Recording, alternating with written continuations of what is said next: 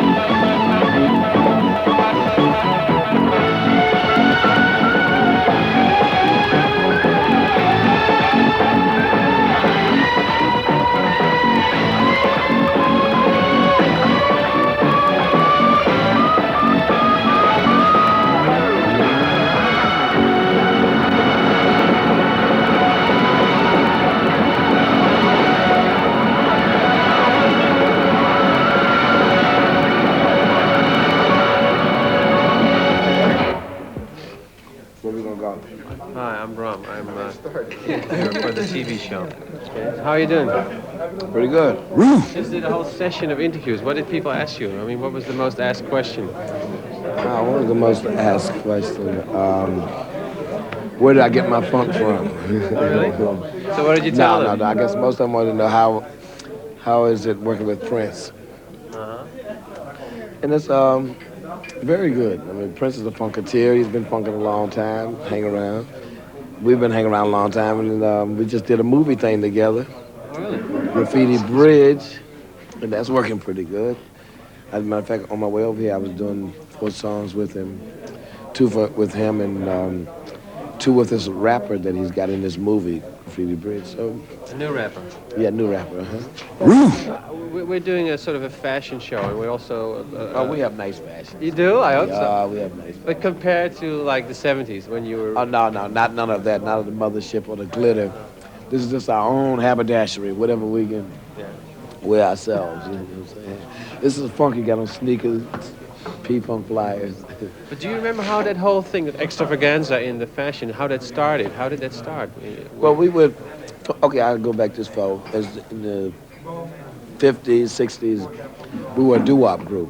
We wore suits and ties and hair slicked back. Got to Motown, realized that we weren't shit. The Temptations had that uptight. They was the best at it. So we started going funky. We started wearing sheets off of the bed, Holiday Inn towels for diapers. Really grody, dirty, funky stuff. Then in the 70s, when the hippies and all that had faded away, we said, okay, it's time to get slick again. So we started buying leather boots and myself. We started buying leather and rhinestones and glitter. You know, Dr. Funkenstein, Sir Nose, Devoid of Funk. And we started spending lots of money on the spaceship, you know, the glitter. And don't forget the platform shoes. You were the king of the platform shoes. Yeah. Well, I felt too short at one time, you know what I'm saying? That was my complex back then. Plus, I had stopped doing drugs, you know, and I wasn't high enough, so I got me some platform shoes and raised my consciousness. Yeah. But then as I got older, I started messing with my knees. So I said, no, I can't be doing that. I can't even kneel down no more. So I'm straightening it up. I may be barefooted tonight. I may have my sneakers, no platform shoes. We ready to funk. And everybody that's going to be watching this or hearing this better make sure they got some condoms or some protection, because funk will knock you up. They will be pregnant tomorrow, and I'm testing positive for the P-funk. I'll pee in anybody's cup.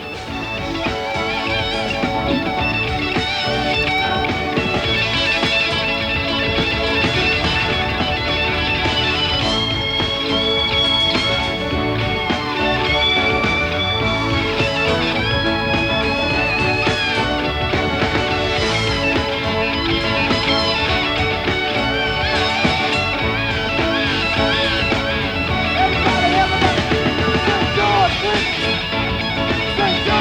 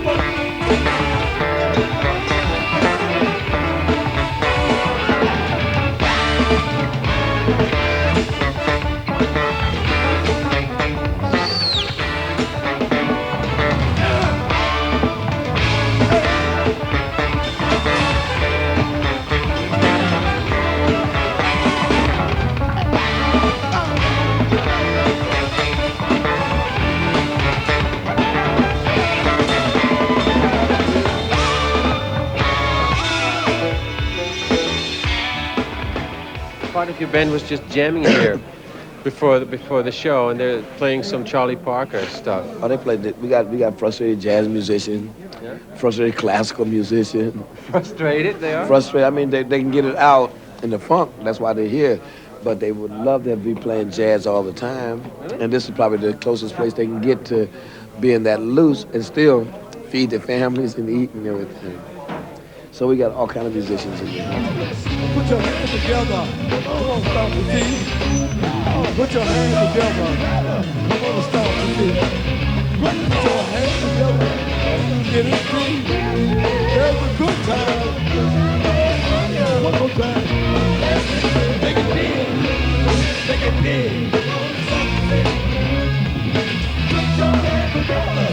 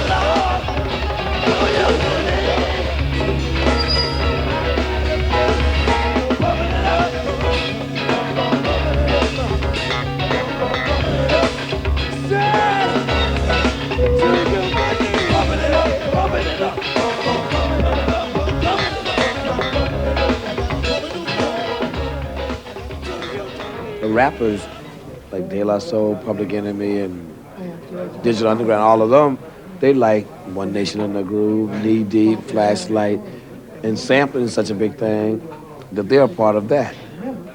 So we got the world surrounded. We got the world by the malls. How do you feel about that sampling? I mean, I hear a lot of your samples in other people's music nowadays. Well, I tell you what, if you didn't hear the samples, you probably wouldn't hear us at all, because once you've been as old and around as long as we've been around, they have a thing called planned obsolescence. Once you've been around for a certain amount of time, whether it's a car, a suit, a house, or a wife or a husband, a certain amount of time makes you old. So them sampling our records gives us a chance to be heard again. And once people hear us a little bit on the radio, funk is like Lay's potato chips. I bet you can't eat one. As soon as you eat one little piece, I show up, I got the bag. I got the whole bag of potato chips. It ain't no nickel bag either. I got the bag of potato chips.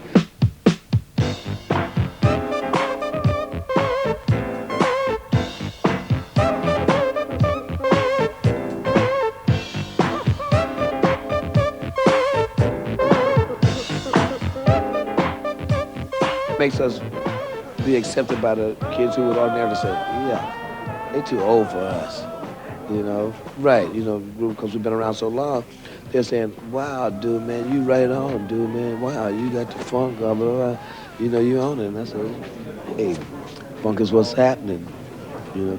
Funk is dead is what they said while sitting around cheating at pool.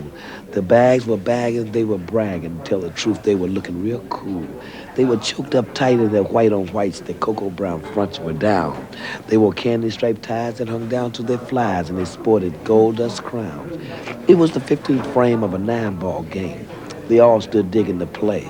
With an idle shrug, they suddenly dug a strange cat moving their way. He was a medium-built cat with a funny time hat that looked about 5 years old.